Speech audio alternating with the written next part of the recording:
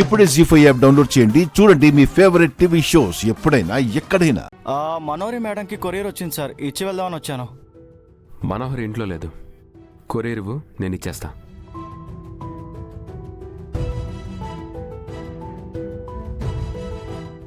మీరు ఒక సైన్ చేయండి సార్.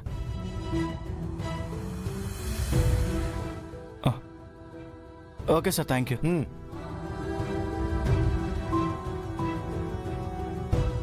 ఎవరో వచ్చినట్టున్నారు. కొరియర్ బాయ్ మనోహర్కి కొరియర్ వచ్చిందని ఇచ్చి వెళ్ళాడు. అదేంటి, తనకెప్పుడు అరుంధతి తప్ప ఇంకెవరు లేరని చెప్పేది కదా, మరి కొరియర్ ఎవరు పంపించారు?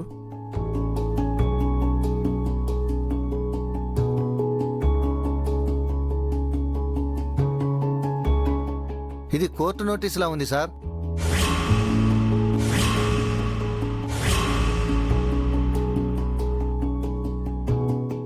కోర్టు నోటీసా? మనోహరికి కోర్టు నోటీస్ ఎందుకు వచ్చింది? ఏం నోటీస్ అది? చెబుతా.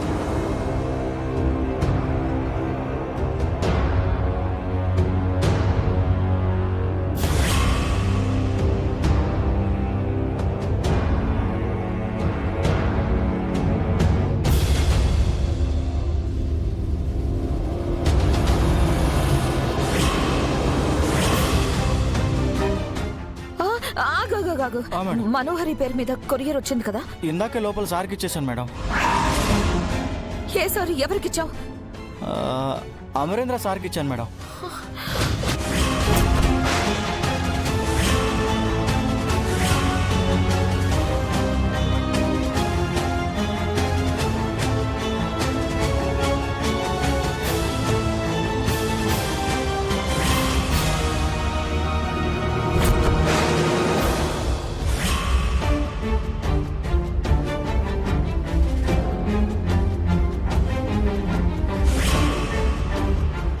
ఇదేంటి, కొరియర్ ఓపెన్ చేసింది అంటే అంటే కొరియర్లో ఉన్న డివోర్స్ పేపర్స్ ని అందరూ చూసేశారా?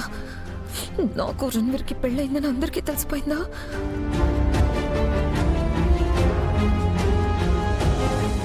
ఏమండి, మనోహరి గారు వచ్చారు.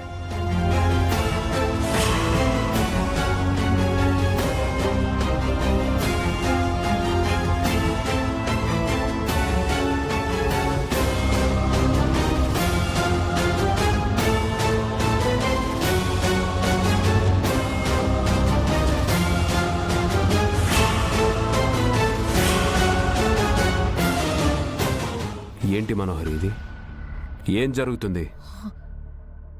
అమర్, అదే నేనే చెప్దాం అనుకున్నాను. ఎప్పుడు చెప్దాం అనుకున్నావు? ఇన్ని రోజులు మా మధ్య ఉంటున్నావు, మాతోనే ఉంటున్నావు, మా మనిషి అనుకున్నాం. కానీ నీ లైఫ్లో మాకు తెలియని విషయాలు కూడా ఉన్నాయని అనుకోలేదు. ప్లీజ్ అమర్, అలా అనుకో. మీ దగ్గర దాచాలని కాదు, కానీ ఎలా చెప్పాలో తెలియలేదు.